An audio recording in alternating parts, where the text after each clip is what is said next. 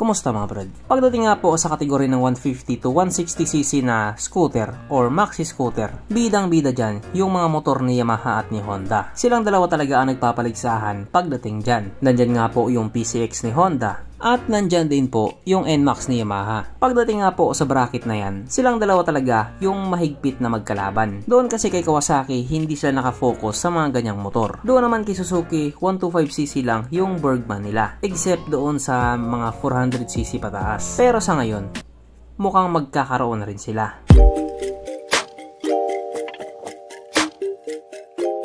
Pero syempre bago tayo magpatuloy, kung bago ka pa lamang napadpad dito sa aking walang kwentang channel, huwag ka nang subscribe.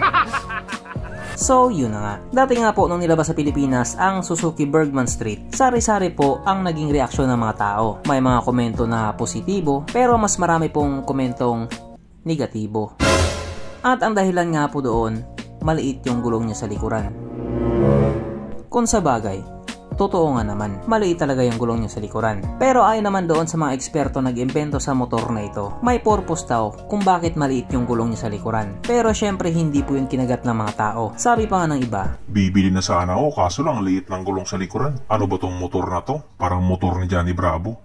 Ganyan na ganyan nga po yung mga sinasabi ng mga tao. Kaya pagkalipas ng panahon, inayos po nila ang problema na ito. Nilakihan na po nila yung gulong sa likuran at pinantay doon sa gulong sa harapan. Ginawa na po nilang parehas 12 inches.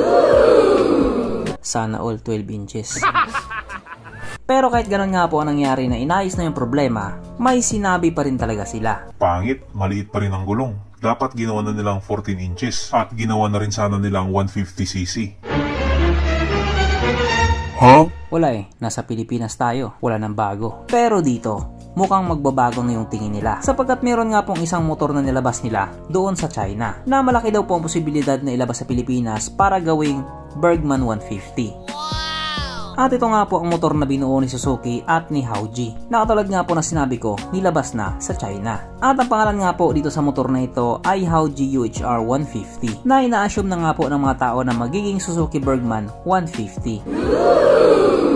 Well, sa ngayon nga po, wala naman talagang imposible. Posible talagang mangyari. Kasi dito nga po sa atin, pagdating sa kategory na yan, PCX at NMAX lang ang naglalaban. Pasintabi po doon sa ibang brand. Pasensya na po kayo. Usapang the V4 po kasi ito. Hindi, wow. Naniniwala nga po ang karamihan na ilalabas talaga siya sa Pilipinas. Kumbaga, naghihintay lang daw ng tamang timing. At kung kailan ngayong tamang timing na yon, si Suzuki lang din talaga ang nakakalam. Kaya dahil dyan, pag-usapan na naman natin kung ano nga ba meron sa motor na ito at kung gaano nga ba talaga siya kaganda. So ito nga po ang Hauji UHR 150 aka Suzuki Bergman 150 na mayroong 149 cubic centimeter engine displacement, 4-stroke single cylinder, single overhead cam with 4 valves, fuel injected at syempre ito po ay naka-liquid cooled.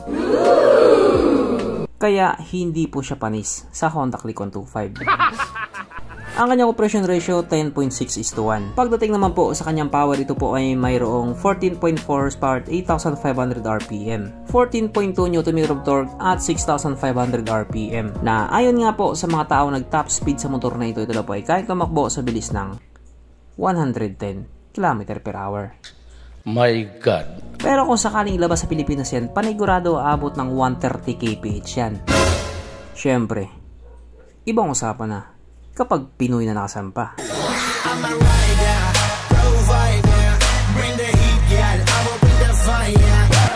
Ang kanyang tangke ay kaya magkarga ng 8 liters fuel tank capacity na kumukonsumo naman po ng 45 km per liter. Hindi na po masama. Ang sukat ng kanyang gulong 110/80/14 sa harap at 130/70/40 naman sa likuran. Syempre, pras na po itong naka-tubeless. Pagdating naman po sa kanyang braking system, ito po ay naka-disc brake sa harap at disc brake din po sa likuran. Ang malupit dito, parehas po itong naka-ABS. Yes po, naka-dual channel ABS. Wow! Pero kung inborn ka ng taka, bale wala yung ABS na dalawa. Ang kanyang seat height ay mitaas sa 760mm at 135mm naman ang kanyang ground clearance. At ang motor nga po na ito ay may kabuuang bigat na 140 kg. So kung ikukumpara nga po natin dun sa dalawa, PCX at NMAX, di hamak na mas mabigat po ito. Mapunta naman po tayo sa iba pa niyang mga features. So ang mga ilaw nga po sa motor na ito, naka full LED na po. At speaking of ilaw, maraming nga po ang nagsasabi na yung headlight niya medyo may pagkakawig doon sa PCX ng Honda. Yung iba naman sinasabi parang pinaghalong PCX daw at NMAX. Pero kahit ano pa man sabihin nila, isa lang ang sigurado, napakaganda ng motor na ito. Okay. Ang kanyang gauge panel ito po ay naka full digital na medyo may pagkakahawig nga din po sa PCX. Pero sa tingin ko hindi naman siya nanggaya ng design. Baka si PCX yun nanggaya ng design.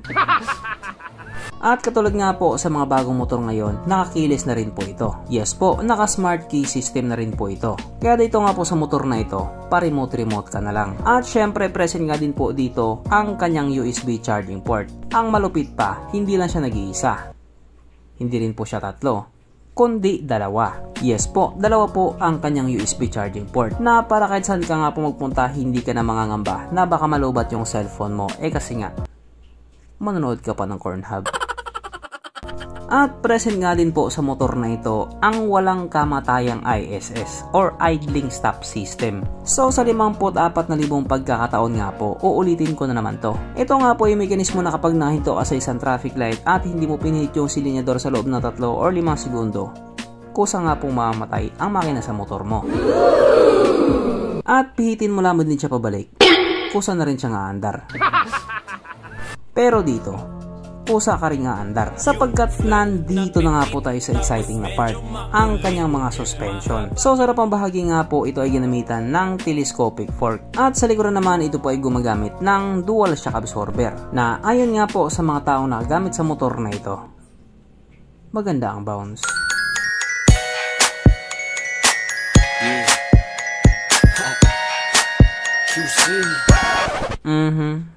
Panigurado, wala na namang nalungkot.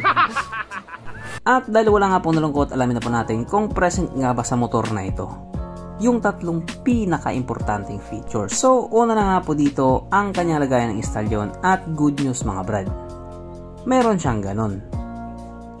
Meron siyang lagayan ng instalyon. Kaso lang, wala po siyang sabitan ng pulutan. At oras na nga po para sa ating Red Horse check, ang pinaka-importanting feature sa isang motor. At ayon nga po sa aking masusing pag-aanalisa, ang motor na ito ay kaya magkarga ng isang kahong Red Horse, pero kasya pa isang kahon sa kanyang under seat compartment.